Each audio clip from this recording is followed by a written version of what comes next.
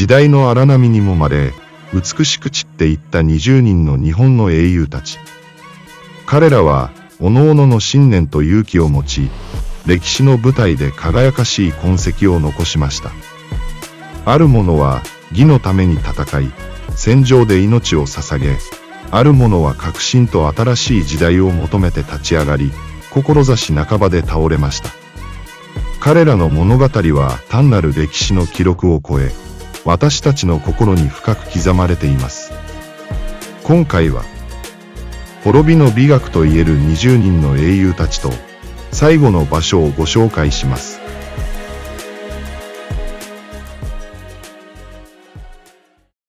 西郷隆盛。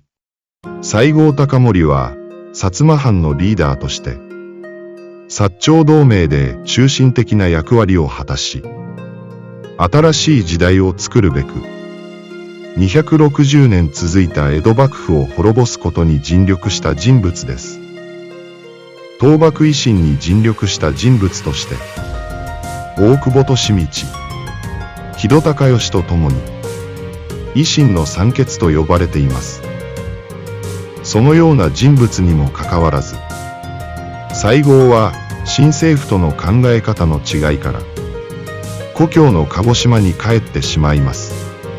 鹿児島で学校を作り、弟子に軍事などを教えて過ごしましたが、その頃、生活に困ってしまった。かつての武士の人たちが、反乱を起こすようになります。すでに武士の時代など終わっていることを知っていた西郷であったが、彼らの気持ちを汲み、政府軍と戦うことを決意します。しかし、戦いに敗れ、西郷は切腹した。その最後の場が、鹿児島県鹿児島市にある城山です。平氏と源氏が生まれ、長く続いてきた武士の世界。この武士の世界を完全に終わらせたのが、西郷隆盛が起こした西南戦争でした。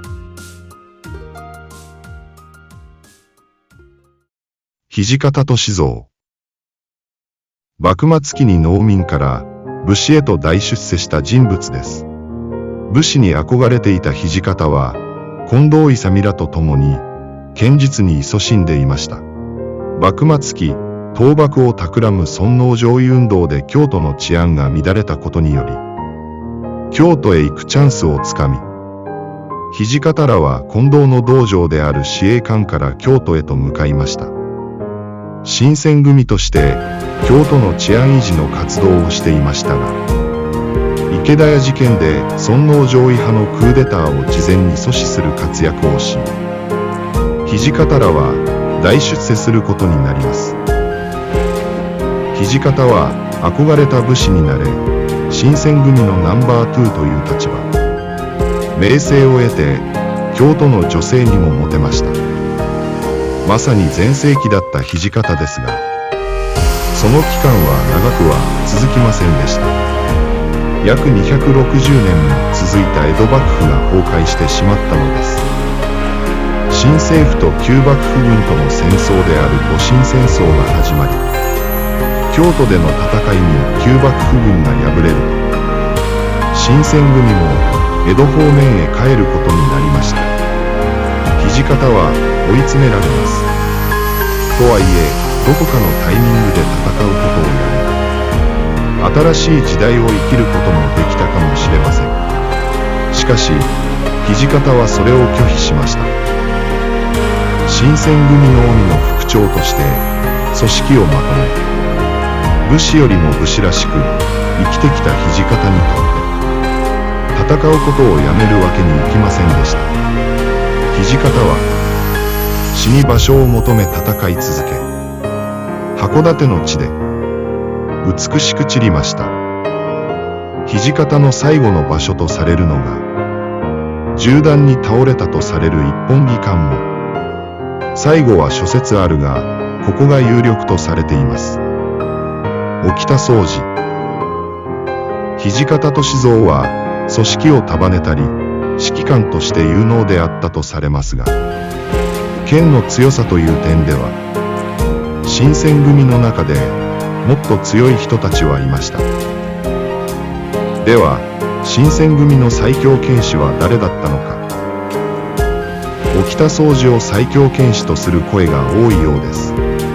写真が残されておらず、ドラマなどではイケメン設定されることが多い人物です。沖田の素早い動きから繰り出される三段突きは、一連の動きが一挙動に見えるほど速かったと言われています。そんな最強剣士の沖田総司。しかし、彼は病弱でした。新選組を一躍有名にする池田屋事件で、沖田は活躍するも、戦闘中に持病が再発し、倒れてしまう。その後、病状がさらに悪化し、江戸に戻ることになり、29歳の若さで亡くなりました。最後の場所は、新宿御苑の外側にあります。この辺りに、当時、植木屋平八郎の屋敷があり、晩年の沖田は、ここで療養し、亡くなりました。ホタルが綺麗な場所だったそうです。中野武子。滅びの美学の20人の英雄の中で、女性も一人だけ取り上げます。会津藩の中野武子です。武子は、戊辰戦争の会津戦争で、新政府軍と戦い命を落とした女性です。会津藩といっても、生まれたのは江戸でした。会津藩の江戸城詰勘定役の中野兵内の長女として、江戸の藩邸で生まれます。武子は幼少から聡明で、5から6歳の頃には、小倉百人一首を暗唱して、一字も誤ることがありませんでした。容姿端麗、男勝りの性格で、7、8歳の頃には、赤岡大輔を師に文武を習い始めます。武の方では、薙刀を習得します。師の赤岡大輔は、武子が17歳の時に、武子を養女にしました。ところが、その後、時代が大きく動き出します。江戸幕府の滅亡。そして、戊辰戦争です。これまで新選組を使って、尊皇攘夷派を弾圧してきた会津藩は、新政府に恨まれていました。会津に危機が訪れます。赤岡は、武子の男勝りの性格を心配しました。そして、武子が女性らしく生きていけるよう、自分の甥と結婚させようとします。しかし、武子はそれを拒否しました。そして、危険極まりない会津へと向かいます。江戸で生まれた武子にとって、生まれて初めての会津でした。武子は、郷里防衛隊である扶助隊を結成し、戦場で戦い命を落とすことになります。最後は、薙刀を持って、柳橋付近で戦ったが、一発の銃弾に倒れた。柳橋の近くには、中野武子殉説の地がある。